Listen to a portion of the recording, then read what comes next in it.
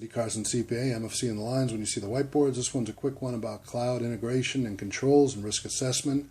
There's an opportunity in today's time in the economy. There's a lot of stuff in the cloud. You've got your ICT and your mobile lines. All that stuff, of course, works with the cloud to begin with. You've got data lines which correspond to where we come in on your financials, on your communications, market data, programs, and software lines. In simplicity, those program lines, what's happening is data is acquired, brought into systems, it goes into servers and data tables. And what you have in there is you have data storage and you have potentially analysis and computation on the business lines that's happening there.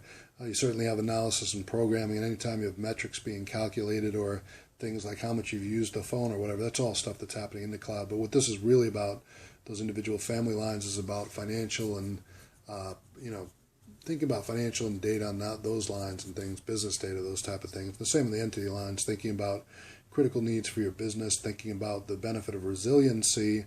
But in the cloud integration lines, you need to have some controls too. You need to have some controls and risk assessment, because what if someone just sets up a cloud for you and they don't have any backup program? There's a lot of things you need to know about what happens when your data goes out to these lines. So we want to talk about that a little bit briefly. It's an opportunity and a challenge, and I think that overall the decision that many entities will have to go through or already dealing with or already have dealt with about how to use the cloud and integrate it. There's a couple levels of it. You may have internal technology and like that you have it. I guess the thought about the cloud was economy of scale. If you can move it all out to the cloud, you can save money because you don't have to buy the hardware. The cloud vendor provider becomes responsible for the maintenance of that. So in some ways it could save on cost, but it also runs a risk because then you no longer have your server, or you have limited servers and you're reliant on an external data provider. You need to have some resiliency in the cloud, because if you just have a small provider, you're going to need to know what their backup policies are, what their redundancy is, what their whole business process is about continuity. Because if you don't have a good plan, whatever control responsibilities you had in an entity here, you're then farming them out to a cloud. So that cloud better have some good, strong controls, and it better meet your regulatory requirements in terms of data retention, data redundancy, business continuity, and those type of strategies. The better cloud providers will be ones that are larger or ones that have good resiliency plans, because if you just had someone set up a server, this is the only reason I'm saying that, is because if you set up a server in my house and just said it's a cloud, it's not going to be quite the same thing as having an external server with multiple levels of redundancy, business process continuity, backups, and all that stuff. So when you look at the cloud, there's a matter of controls, risk assessment being, is this backed up? Where is the cloud? And there's specific cloud level standards. When you look at the cloud, some of the standards have to deal with ANSI and ISO cloud level standards and security. Some of those things may be coming together, some of them may be fully established, but we have to map into them, look at them. Our benefit in the role is to map in with financial, compliance, and project skills. That means that we can map out your responsibilities for tax, for financial, for compliance, take the guidelines, for instance, maybe exchange guidelines that tell you what specifically you need to do in the cloud, and then work with the project management and business analyst skills to coordinate with these cloud professionals and your technology teams, make sure that they've got the right business continuity. Some people have said it's good to have different clouds. If you're using a massive cloud, you're probably okay, like the Microsoft clouds are probably pretty big, Oracle, things like that. They've already dealt with different levels of redundancy, but also not to get too dependent on one provider.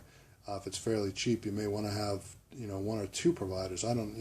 That's something to be thought about at the level where we engage in levels of common knowledge, but we know it's out there.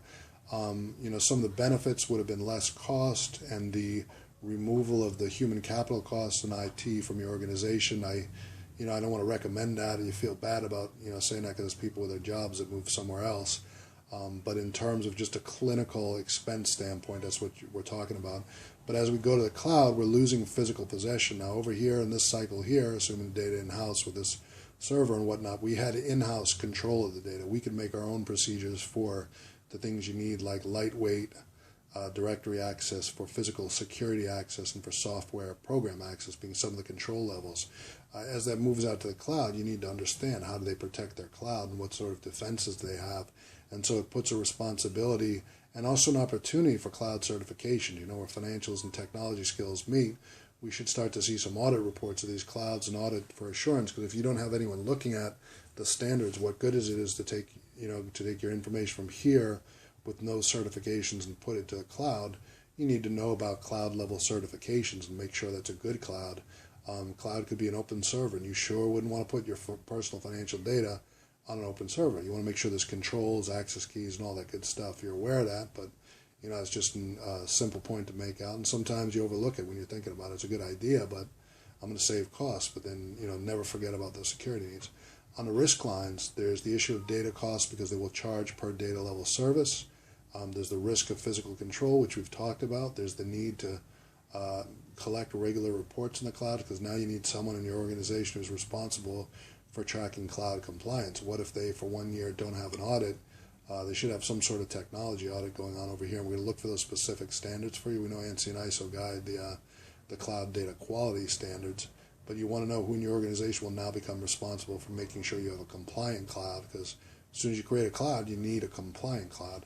Now over there's a data migration process, which is you have all this data on your internal lines. Now what could happen on these data lines, let's say you built up a business for years and years or for a period of time, you built up all this knowledge and technology, and your servers were great, they could hold everything, but inevitably what happened is you probably built up a little bit of excess, a little bit of waste, and a little bit of redundancy in those data lines. Redundancy meaning that if it wasn't necessary for business continuity or split systems where you might have some data in one place and another, and they both were redundant just for the opportunity of continuity and protecting your data, then you want to map out those redundancies. So I see as an embedded opportunity when you move to the cloud or when you consider to move to cloud, you should be running data studies of the data you have.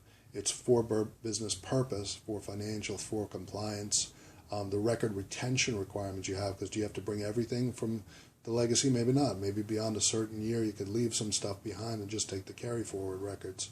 I'm not saying that's exactly what you can do, but you certainly should be looking at critical assessment as you move data to the cloud, because like moving from a house, data migration to a cloud is a chance to study what you have, to downsize the furniture you don't want and keep what you do want. And so this metaphorical move into the cloud is one where you should work with project management, business analysis skills like we have, financial skills. So someone sitting with technology saying, all right, we got tons of data here, but what do we really want to keep and move?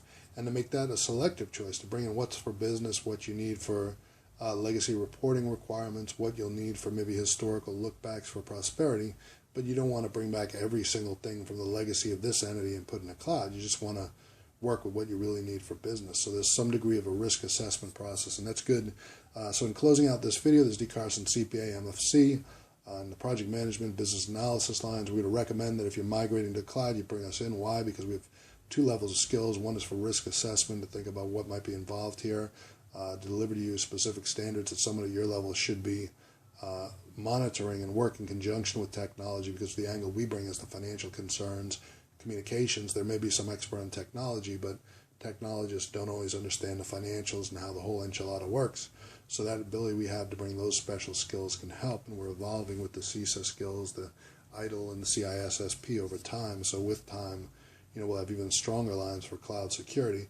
But where we are right now is we're thinking, if you're migrating to cloud or moving some data, let's try to get together, work on it, make sure you got the right controls, make sure you get the right capacity, make sure you're bringing over the data that's the need to bring data, not the nice to bring data, but really clutters down your lines. Because when you get into the cloud, here's the upside. The cloud is an analytical potential, could be much greater than your servers, could work with big data, could process it.